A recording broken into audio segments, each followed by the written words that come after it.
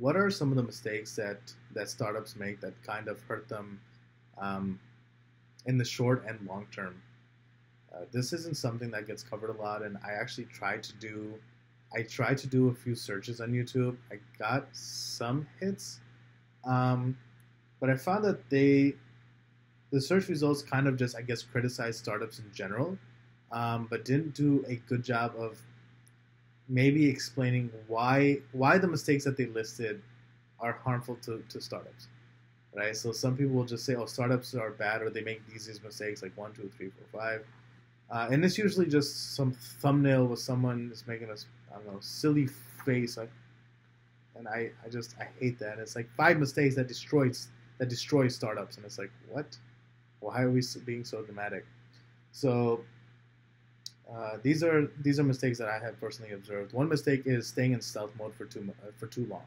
So stealth mode is when a startup is they're at a state where they're not ready to announce themselves to the world, right? Because they don't want to um, they want to time their coming out ceremony properly, right? It's sort of like, I guess, in the olden days when someone was sort of like, I guess, announced into society or something like that. They would have like a coming out party. Um, I think something like that happened in Bridgerton. I don't really know, but yeah, I think like, someone would come of age and then they would like join society and there was like a big party. That's kind of how it is for startups. Is that unless they're mature enough or they're ready, they don't want to announce themselves. They don't want to. Sometimes they don't even have an identity to announce. They might not have the product ready. They might not have a name, a structure.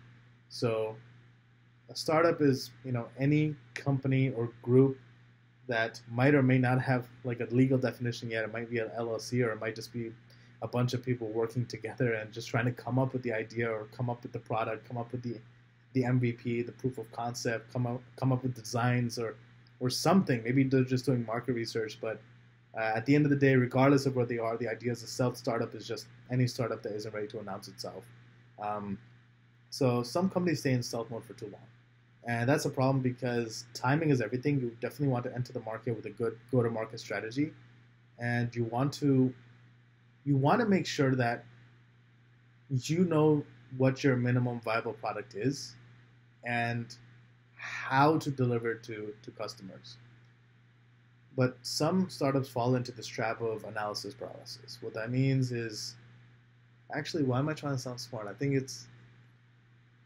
the term actually says what it is: analysis paralysis. Like they become paralyzed with analyzing. Right? I've seen startups where they develop a product and then some new technology comes out, and they want to incorporate that into the product, and they keep iterating, and before you know it, this MVP has become too large, too bloated, too much. It's veered away from the core product that the startup was founded around, and at the end of the day, it's just become a novelty more than anything else.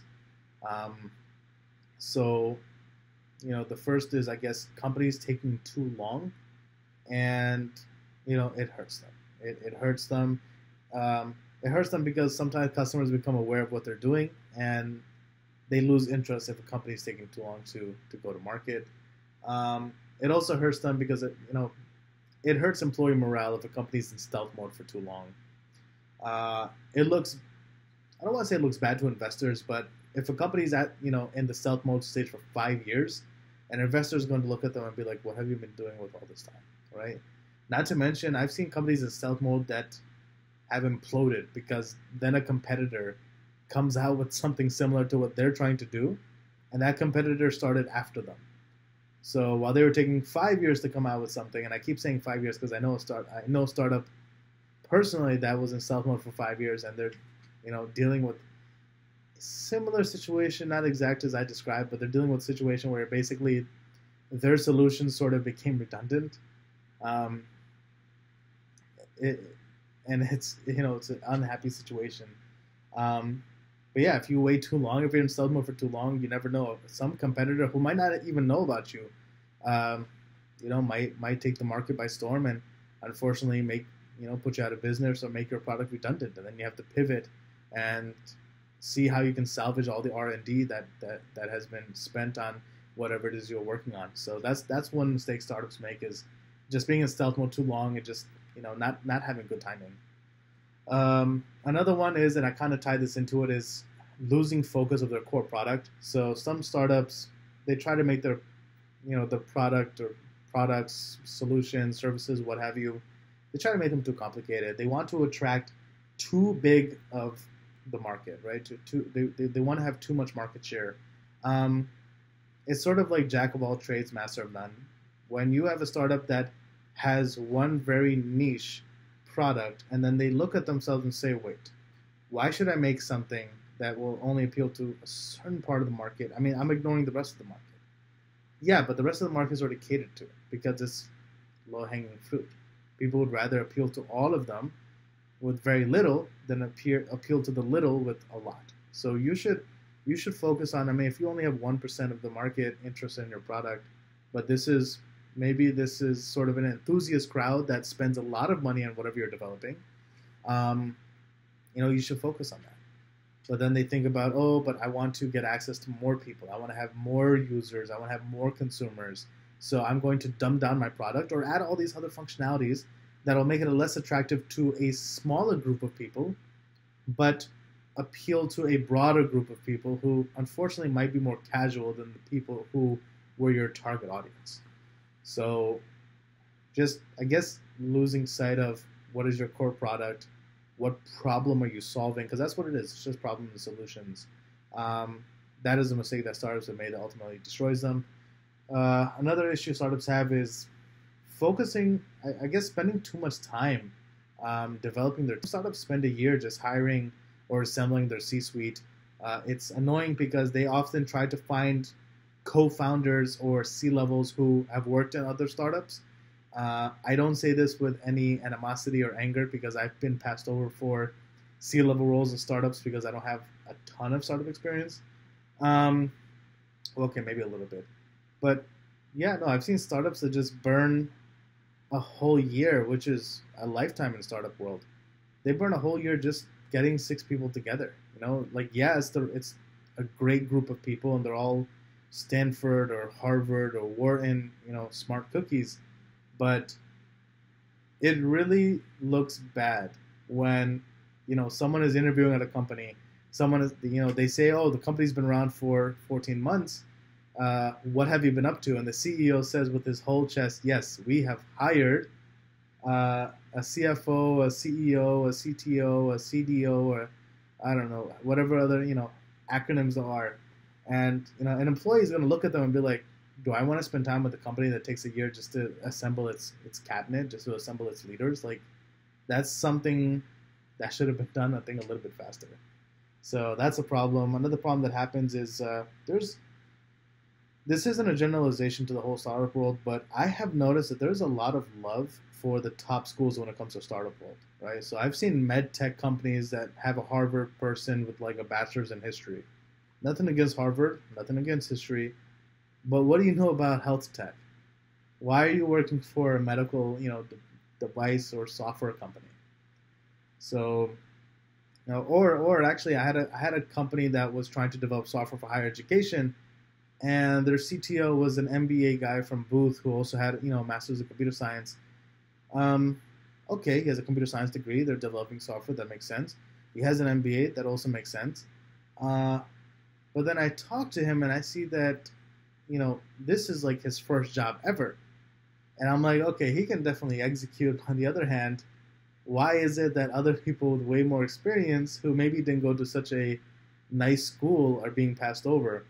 So I think the need for prestige or this chase for like cool degrees, cool alumni from cool schools, that's very old school thinking, and I'm sure it definitely hurts a startup.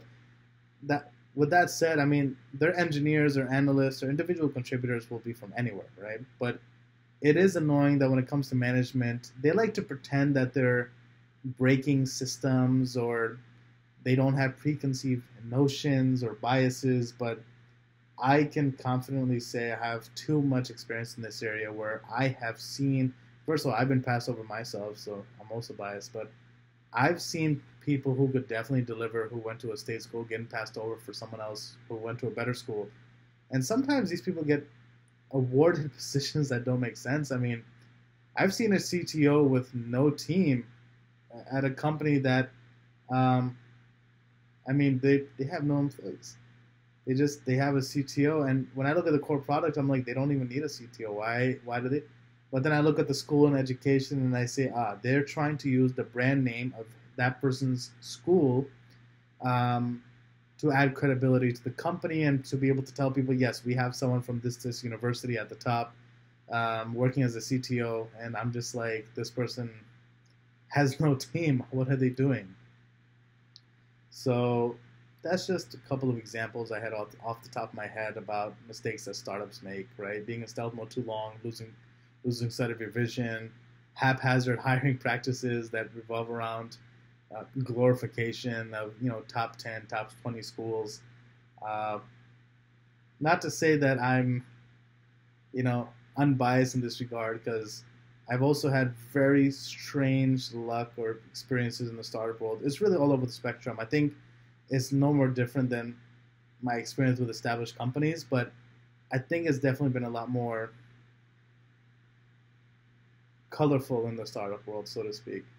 I mean, for example, I've had CEOs who are just screaming at me, and there's like tears, and I'm just like, I don't know what's happening right now. Like, what was a minor conversation has evolved into someone having a meltdown. So this is definitely a strange experience for me, versus the corporate world where I don't, I might face elitism, ageism, racism, but I don't think I've ever had anyone straight up yell at me as often as I see happening in startup. There's definitely a lot of passion. I'll say there. These creatives have a lot of passion, and it sometimes makes its way out in any shape or form, and just leaves me a little bit flabbergasted, because I'm just like, why do I keep coming into this space if this is, the sort of energy I'm greeted with? Just people who are a little bit frantic and desperate and want things done now, but don't really know how to tell me how I can help them.